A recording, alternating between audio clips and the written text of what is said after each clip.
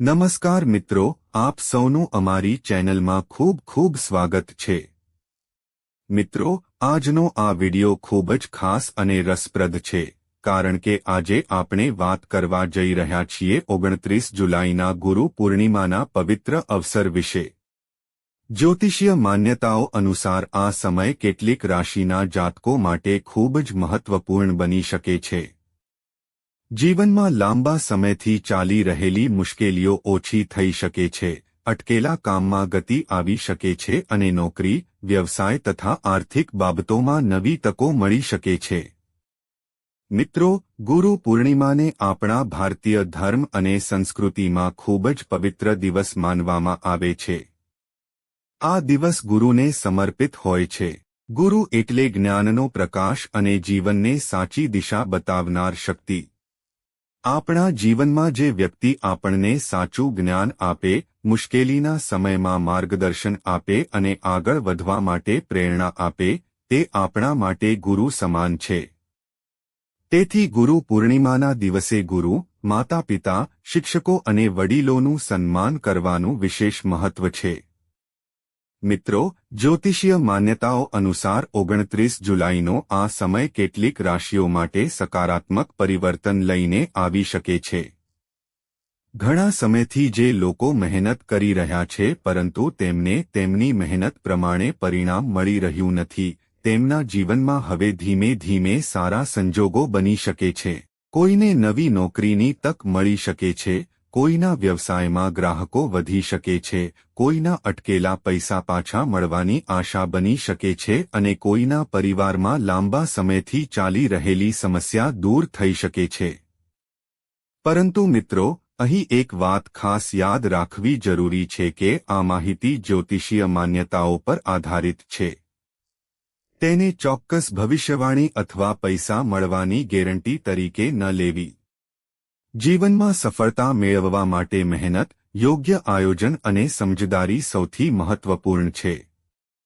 તો ચાલો મિત્રો, હવે જાણીએ કે કઈ 4 રાશિના જાતકો માટે આ સમય ખાસ બની શકે છે।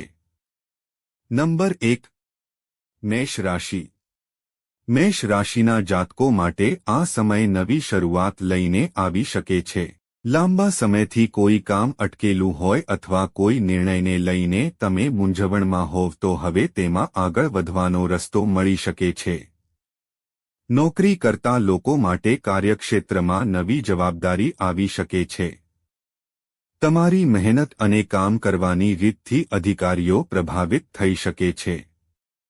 જે લોકો પ્રમોશન અથવા નોકરીમાં બદલાવની રાહ જોઈ રહ્યા છે તેમને નવી તક મળી શકે છે। વ્યવસાય કરતા મેષ રાશિના જાતકો માટે પણ આ સારો બની શકે છે। જૂના ગ્રાહકો સાથે ફરીથી સંપર્ક થઈ શકે છે અને નવા ગ્રાહકો મળવાની શક્યતા પણ બની શકે છે।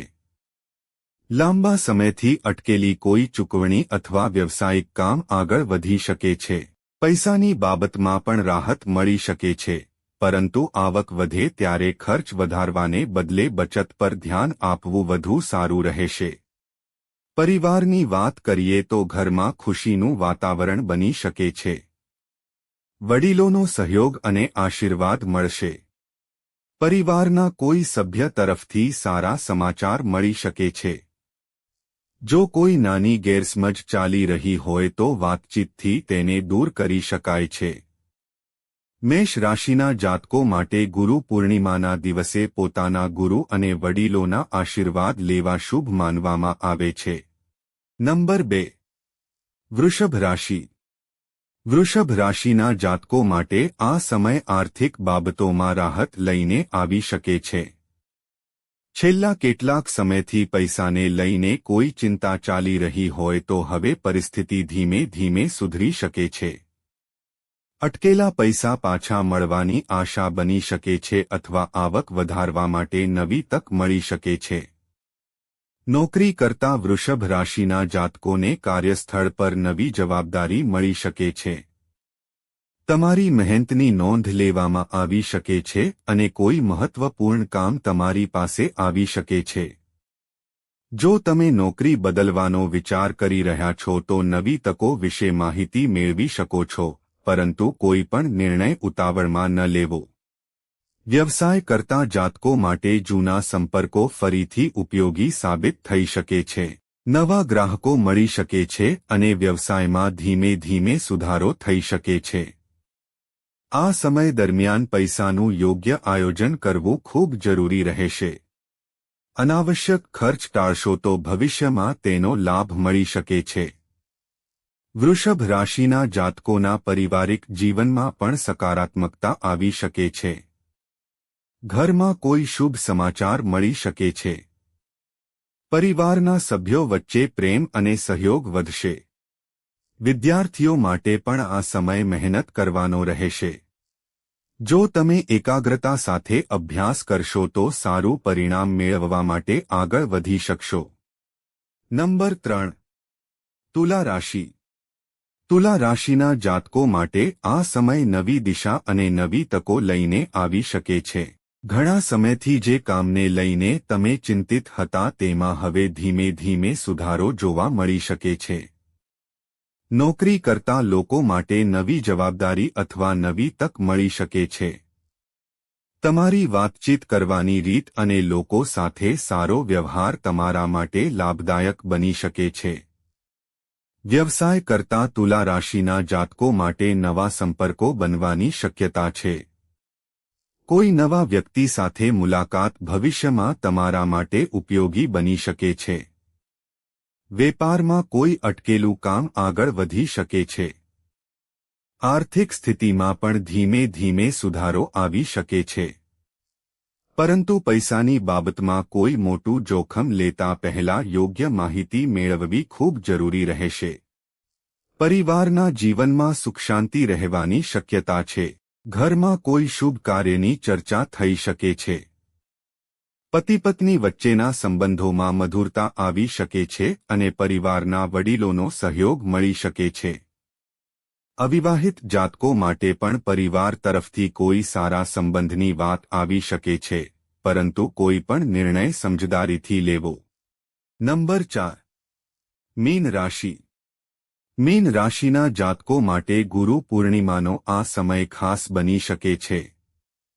જ્યોતિષીય માન્યતાઓમાં ગુરુ સાથે મીન રાશિનો સંબંધ મહત્વપૂર્ણ માનવામાં આવે છે. તેથી આ સમય દરમિયાન મીન રાશિના જાતકોને જીવનમાં નવી આશા અને નવી દિશા મળી શકે છે.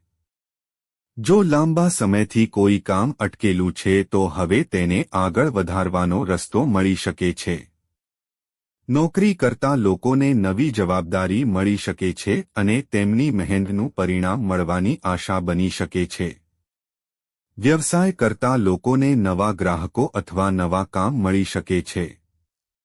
કોઈ જૂનો સંપર્ક ફરીથી કામ આવી શકે છે.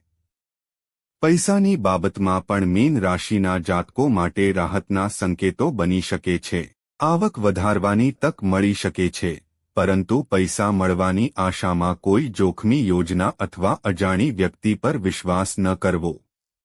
પૈસાનું યોગ્ય આયોજન અને બચત તમારા માટે વધુ ફાયદાકારક રહેશે. પરિવારની વાત કરીએ તો વડીલોનો સહયોગ મળશે. ઘરમાં ધાર્મિક અને સકારાત્મક વાતાવરણ બની શકે છે. પરિવાર સાથે કોઈ ધાર્મિક સ્થળે જવાની તક મળી શકે છે. જો મનમાં કોઈ ચિંતા ચાલી રહી હોય તો ગુરુ પૂર્ણિમાના દિવસે પ્રાર્થના અને ધ્યાન દ્વારા મનને શાંતિ આપવાનો પ્રયાસ કરી શકો છો. મિત્રો, આ રીતે મેષ, વૃષભ, તુલા અને મીન રાશિના જાતકો માટે ગુરુ પૂર્ણિમાનો આ સમય જ્યોતિષીય માન્યતાઓ અનુસાર શુભ બની શકે છે. કોઈના જીવનમાં નોકરીની તક આવી શકે છે, કોઈના વ્યવસાયમાં વૃદ્ધિ થઈ શકે છે, કોઈના અટકેલા પૈસા પાછા આવી શકે છે અને કોઈના પારિવારિક જીવનમાં સુખશાંતિ વધવાની શક્યતા બની શકે છે. પરંતુ મિત્રો, માત્ર રાશિફળ સાંભળીને એવું ન માનવું કે હવે બધું આપોઆપ સારું થઈ જશે. જો તક મળે તો મહેનત કરવી પડશે, જો પૈસા મળે તો તેનું યોગ્ય આયોજન કરવું પડશે અને જો મુશ્કેલી આવે તો ધીરજ રાખવી પડશે. ભાગ્યની સાથે કર્મનું પણ ખૂબ મોટું મહત્વ છે. ગુરુ પૂર્ણિમાના પવિત્ર દિવસે તમારા ગુરુ, શિક્ષક, માતા-પિતા અને વડીલોનો આદર કરજો. તેમની પાસેથી આશીર્વાદ લેજો અને તમારી ક્ષમતા પ્રમાણે કોઈ જરૂરિયાતમંદ વ્યક્તિની મદદ કરજો. ગુરુ પૂર્ણિમાનો સાચો અર્થ માત્ર ધન મેળવવો નથી, પરંતુ જીવનમાં સાચું જ્ઞાન, સારા વિચારો અને યોગ્ય દિશા મેળવવી પણ છે. મિત્રો, જો તમારી રાશિ મેષ, વૃષભ, તુલા અથવા મીન છે તો કોમેન્ટમાં તમારી રાશિનું નામ જરૂર લખજો અને સાથે જય ગુરુદેવ લખજો. જો તમને આજનો આ વિડિયો ગમ્યો હોય તો વિડિયોને લાઇક કરજો અને તમારા પરિવાર તથા મિત્રો સાથે શેર કરજો. આવી જ રાશિફળ, જ્યોતિષ અને ધાર્મિક માહિતી માટે અમારી ચેનલને સબસ્ક્રાઇબ કરવાનું ભૂલતા નહીં. ભગવાન ગુરુદેવ તમારા જીવનમાં સુખ, શાંતિ, સમૃદ્ધિ અને સફળતા આપે, તમારા પરિવાર પર હંમેશા આશીર્વાદ રહે અને તમારા જીવનમાં આવતી દરેક મુશ્કેલીનો સામનો કરવાની શક્તિ મળે એવી હૃદયપૂર્વકની પ્રાર્થના. જય ગુરુદેવ. જય શ્રી હરિ. ધન્યવાદ મિત્રો.